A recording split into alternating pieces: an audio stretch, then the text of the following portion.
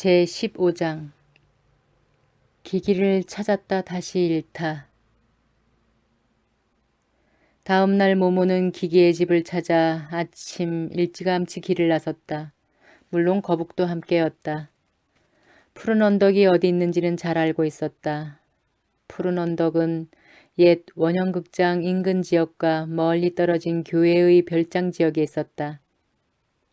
똑같은 모양의 신축 건물이 늘어선 구역에서 가까운 그곳은 말하자면 대도시의 반대편이었다. 먼 길이었다. 맨발로 걷는 데에 익숙한 모모였지만 푸른 언덕에 도착하니 옥신옥신 발이 쑤셨다. 모모는 잠시 쉬려고 차도와 보도를 구분하는 포석 위에 앉았다. 과연 부자 동네다웠다. 이곳의 도로는 넓고 아주 깨끗했지만 지나다니는 행인은 거의 눈에 띄지 않았다. 높은 담장과 철책 뒤편의 정원에는 아름드리 고목들이 하늘 높이 우뚝 솟아 있었다. 정원에 둘러싸인 집들은 대개 유리와 콘크리트로 지어진 길쭉한 건물로 지붕이 낮았다. 집 앞의 잔디밭은 매끈하게 손질되어 있었다. 물기를 머금은 초록색 잔디밭은 그 위에서 제주를 넘어보라고 유혹하고 있었지만 정원을 산책하거나 잔디밭에서 노는 사람은 보이지 않았다. 아마 집주인들은 그런 일을 할 시간이 없는 모양이었다. 모모는 거북에게 말을 건넸다. 기기가 여기 어디 사는지 알 수 있다면 정말 좋겠어.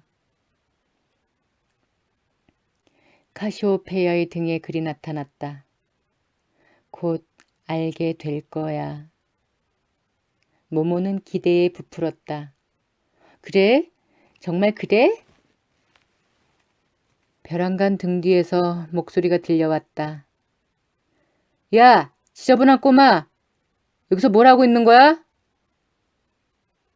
돌아보니 이상한 줄무늬 조끼를 입은 한 남자가 서 있었다. 부잣집에서 일하는 사람들이 그런 조끼를 입는다는 사실을 모모가 알 턱이 없었다. 모모는 일어서며 말했다. 안녕하세요. 기기의 집을 찾고 있어요. 니누 아저씨가 그러는데 기기가 이제 여기 산대요. 뭐라고? 누구네 집을 찾는다고? 관광 안내원 기기네 집이요. 기기는 제 친구거든요. 줄무늬 조끼를 입은 남자는 모모를 미심쩍은 듯 찬찬히 뜯어보았다. 남자 등 뒤에 있는 정원문은 삐끗 열려 있어서 안이 훤히 들여다 보였다. 커다란 사냥개 몇 마리가 뛰놀고 있는 넓은 잔디밭과 찰랑대는 분수가 보였다. 꽃이 만발한 한 나무 위에는 조그만 공작새 한 쌍이 앉아 있었다. 모모는 탄성을 질렀다. 와, 정말 예쁜 새다. 모모는 새를 가까이서 보려고 안으로 들어가려고 했다. 그러자 조끼를 입은 남자가 모모의 목덜미를 잡아 끌었다. 여기 있어, 이 꼬맹아. 도대체 무언 엉뚱한 생각을 하는 거야? 그는 모모를 놓아주고는 무슨 더러운 것이라도 만진 양 손수건으로 손을 닦았다. 모모는 손가락으로 대문 안을 가리키며 물었다. 이게 다 아저씨 거예요? 조끼를 입은 남자는 더 무뚝뚝하게 말했다. 아니야, 당장 꺼져. 네가 찾는 건 여기 없어. 모모는 완강하게 우겨댔다. 있어요. 전 관광 안내원 기기를 찾아야 해요. 기기가 절 기다리고 있단 말이에요. 그런데 아저씨는 기기를 모르세요? 이곳에는 관광 안내원 따윈 없어. 그러면서 조끼를 입은 남자는 등을 돌렸다. 그는 정원으로 돌아가 대문을 닫으려고 했다. 그러다 무슨 생각이 퍼뜩 떠오른 모양이었다. 기롤나무를 말하는 건 아니겠지? 유명한 이야기꾼 말이다. 모모는 기뻐하며 대답했다. 맞아요. 하지만 그 사람 이름은 관광 안내원 기기예요. 기기네 집이 어딘지 아세요? 남자는 사실인지 확인하고 싶어 했다. 그런데 그 사람이 정말 널 기다리냐? 예, 틀림없어요. 기기는 제 친구예요. 제가 니노 아저씨네 식당에서 먹는 음식값도 내주는걸요? 조끼를 입은 남자는 눈살을 찌푸리며 설레설레 고개를 젓더니 몹시 언짢은 투로 말했다. 예술가 양반들이란 정말 종잡을 수 없는 괴짜들이라니까. 아무튼 그 사람이 네가 오는 걸 대단하게 여긴다고 우겨대니까 가르쳐는 주마. 저 위 맨 끝 도로 그 옆에 있는 집이다. 그러고는 정원문이 잠겼다. 나쁜 놈. 카시오페이아의 등에 이런 말이 나타났다가 곧 사라졌다.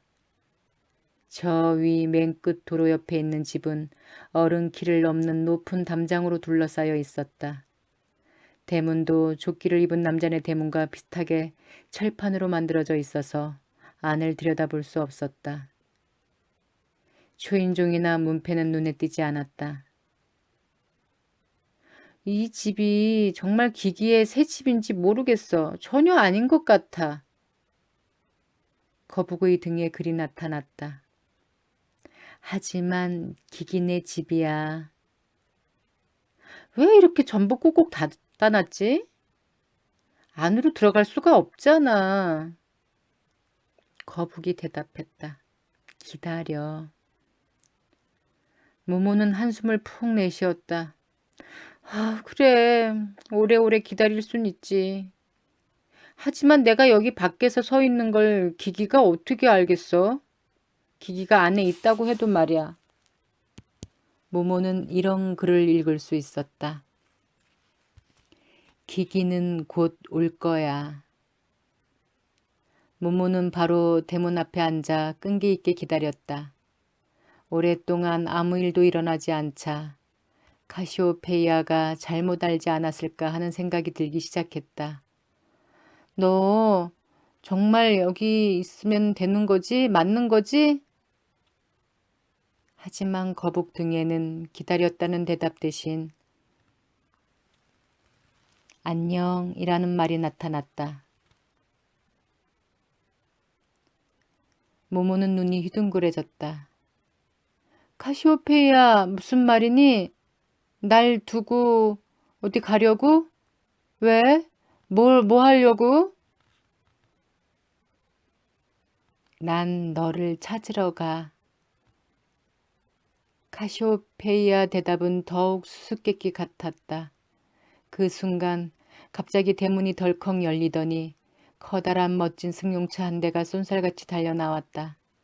모모는 얼른 한 걸음 물러나 겨우 피했지만 뒤로 나자빠질 수밖에 없었다. 자동차는 잠시 미친 듯 달려가더니 갑자기 끼익 소리를 내며 멈춰섰다. 문이 열리더니 기기가 뛰쳐나왔다. 모모! 기기는 소리치며 두 팔을 활짝 벌렸다. 정말 내 친구 꼬마 모모 맞구나? 모모는 벌떡 일어나 기기에게 달려갔다. 기기는 모모를 번쩍 안고 두 볼에 수백 번 뽀뽀를 하고는 길에서 같이 빙글빙글 춤을 추었다. 기기는 숨도 돌리지 않고 물었다. 어디 다치진 않았니? 하지만 대답을 기다리지 않고 흥분해서 계속해서 질문을 퍼부어댔다. 놀라게 해서 미안해. 난 끔찍하게 바빠. 알겠니? 또 늦게 생겼네. 대체 그동안 내내 어디 처박혀 있던 거니? 모든 걸 얘기해줘야 해. 내가 다시 돌아올 거라고는 생각지도 못했는데. 내 편지 봤니? 그랬어? 편지가 아직 거기 있던? 좋아. 그래. 니노 아저씨네 식당에서 밥은 먹었어? 맛있어? 아, 모모, 우린 정말 할 얘기가 산더미 같다. 그동안 끔찍하게 많은 일이 일어났단다. 대체 어떻게 지내고 있었어? 말 좀 해봐. 그리고 우리 베프 아저씨, 우리 아저씨는 어떻게 지내시니? 오랫동안 아저씨를 만나지 못했는데. 그리고 아이들은? 아, 모모, 난 우리가 모두 함께 있고 너희들에게 이야기를 들려주던 때가 자주 생각나. 정말 아름다운 시절이었지. 하지만 이젠 모두 달라졌어. 영 딴판이 돼버렸어. 영 딴판이. 모모는 몇 번이나 질문에 대답하려고 했지만 기기가 쉴 새 없이 말을 쏟아내는 바람에 가만히 기다리면서 기기의 모습을 바라보았다. 옛날과는 달라 보였다. 말끔하게 단장을 했고 좋은 냄새가 났다. 하지만 어딘지 모르게 낯설게 느껴졌다. 그동안 승용차에서 다른 사람 넷이 더 내려와 그들에게 다가왔다. 가죽으로 된 운전기사 제복을 입은 남자 하나와 진하게 화장을 했지만 몹시 차가워 보이는 여자 셋이었다. 한 여자가 걱정스럽다기보다는 나무라는 듯한 어조로 물었다. 아이가 다쳤나요? 기기는 단언했다.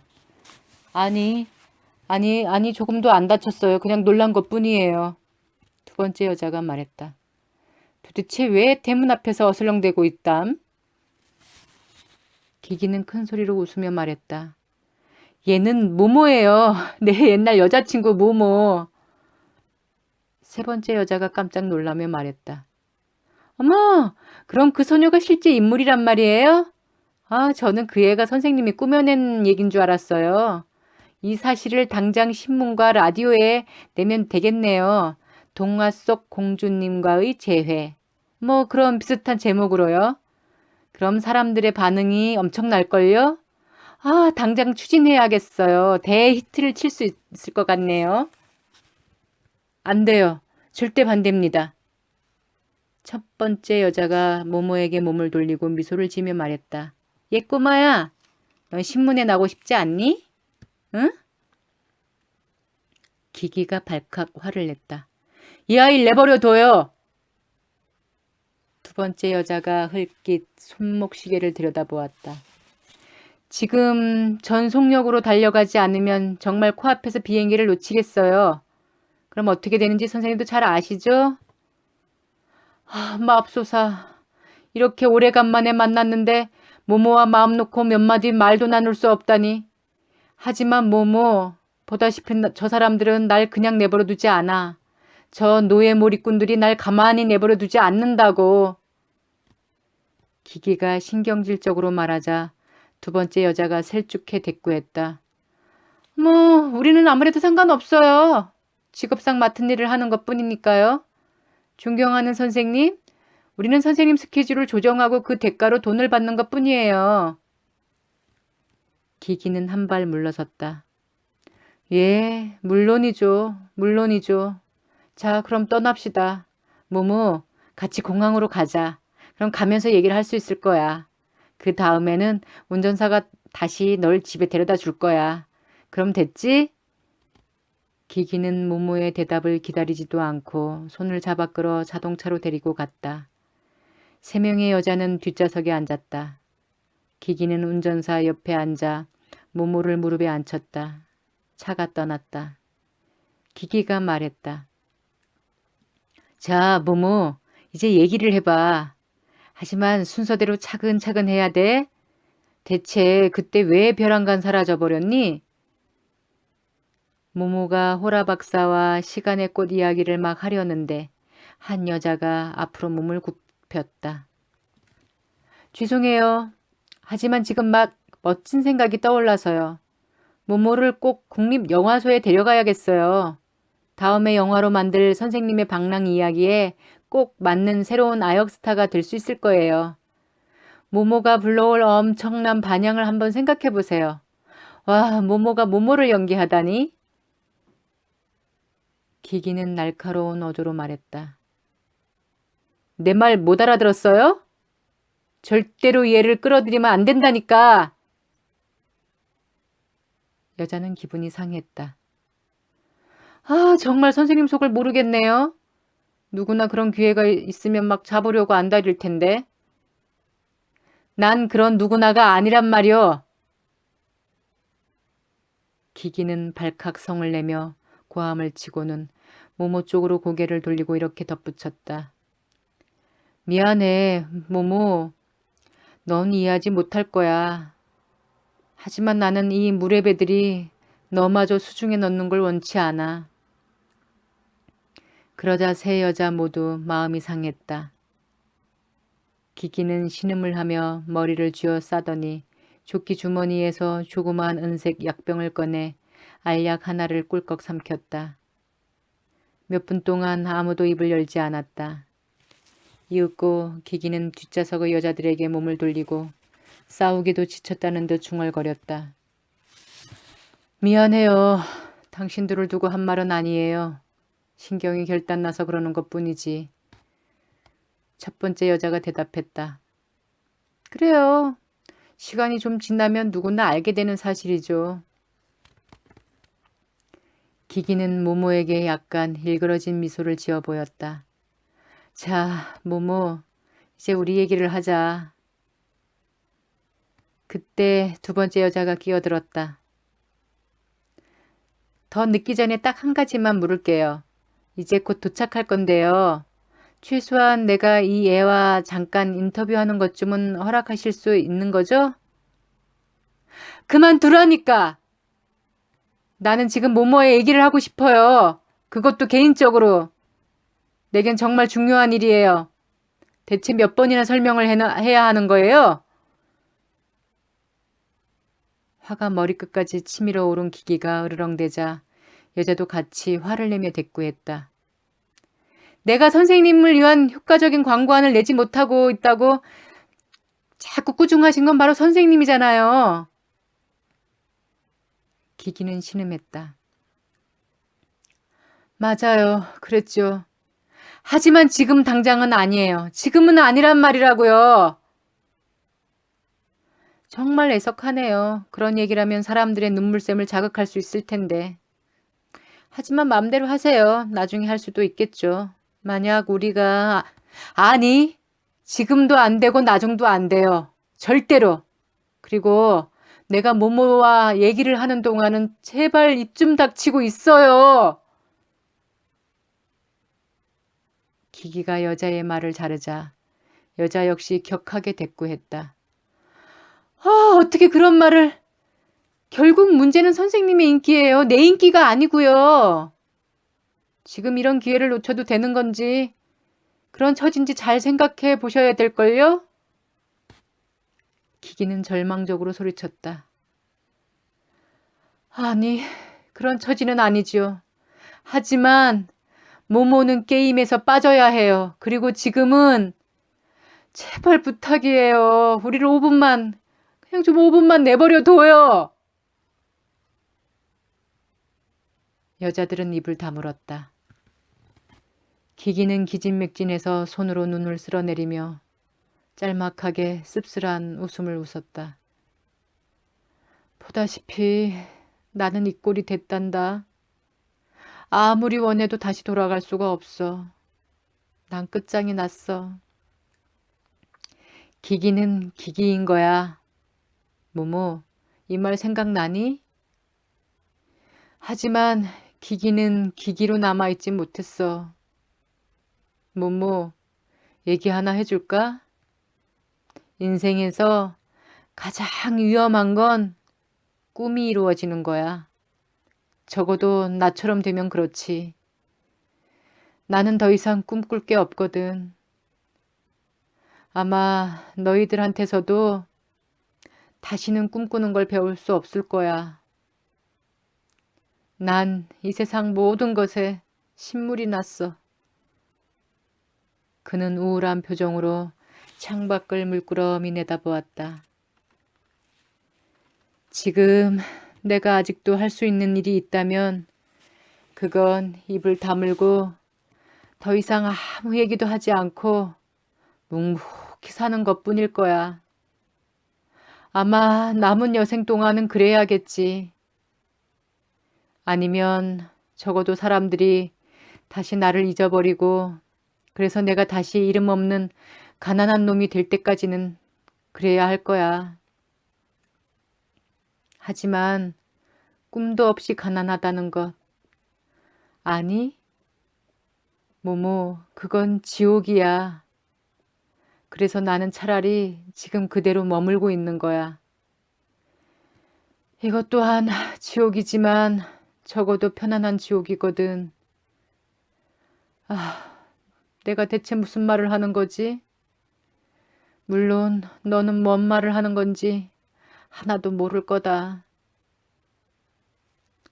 모모는 그냥 말끄러미 바라볼 뿐이었다. 모모는 무엇보다 기기가 아프다는 것, 죽도록 아프다는 것을 분명하게 알 수 있었다.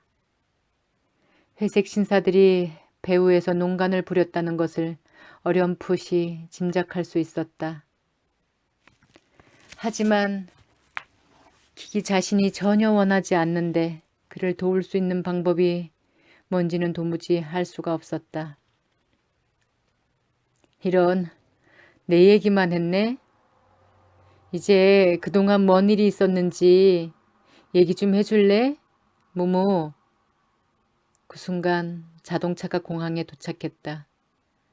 그들은 모두 자동차에서 내려 탑승객 대기실로 급히 달려갔다. 그곳에는 벌써 제복을 입은 승무원들이 기기를 기다리고 있었다. 신문기자 몇 명이 사진을 찍고 질문을 던졌지만 승무원들이 그의 등을 떠밀었다. 몇 분 뒤에 비행기가 떠날 예정이었던 것이다. 기기는 허리를 굽혀 모모를 바라보았다. 그의 눈에 문득 눈물이 어렸다. 기기는 옆 사람들이 듣지 못하게 작은 소리로 말했다. 들어봐, 모모. 제발 내 곁에 있어줘. 널 이번 여행에 데리고 가고 싶어. 어디를 가든 데리고 다닐 거야. 넌 내 아름다운 집에서 나랑 함께 살면서 진짜 꼬마 공주님처럼 예쁜 옷을 입고 다니는 거야. 너는 그저 내 곁에 있으면서 내 말에 귀를 기울이기만 하면 돼. 그럼 다시 진짜 이야기가 떠오를지도 몰라. 옛날처럼 말이야. 응? 그렇게 하겠다고 하면 돼, 모모. 그럼 모든 게 제대로 될 거야. 부탁이야. 날 도와줘. 모모는 진심으로 기기를 도와주고 싶었고 그랬기 때문에 정말 가슴이 아팠다. 하지만 분명하게 느낄 수 있었다. 기기의 말대로 하는 것은 옳지 않으며 기기는 다시 기기가 되어야 한다는 것. 그리고 모모 자신이 이미 모모가 아니라면 기기를 절대 도울 수 없다는 것을. 모모의 눈에도 눈물이 고였다. 모모는 고개를 가로저었다. 그리고 기기는 그런 모모를 이해했다. 기기는 서글프게 고개를 끄덕이고는 그런 일을 하면서 그에게서 돈을 받고 있는 여자들에게 붙들려 끌려갔다. 기기는 멀리서 다시 한번 모모에게 손을 흔들었고 모모도 같이 손을 흔들었다. 그리고 그의 모습은 시야에서 사라졌다. 모모는 기기와 만나는 내내 한마디도 하지 못했다. 하고 싶은 말은 정말 많았다. 모모는 마침내 기기를 찾았지만 이제 정말 기기를 잃은 듯한 느낌이 들었다. 모모는 천천히 돌아서서 출구를 향해 걸어갔다. 그 순간 모모는 소스라칠 듯 놀랐다. 카시오페이아까지 잃었던 것이다.